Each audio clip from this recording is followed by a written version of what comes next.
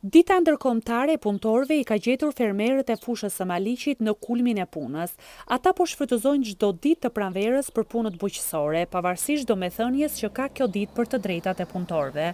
Për ta, kjo është thjesht një ditë pune tjetër në fushë. Duke shfrytëzuar çdo orë me diell dhe kushtet e favorshme të pranverës, fermerët punojnë pa ndërprerje për të siguruar të ardhurat e nevojshme për jetesën.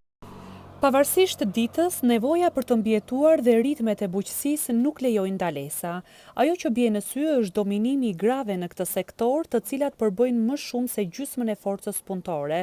Kjo lidhet edhe me faktin që një pjesë e madhe e banorëve të zonës, veçanërisht meshkujt, kanë emigruar në kërkim të një jete më të mirë jashtë vendit.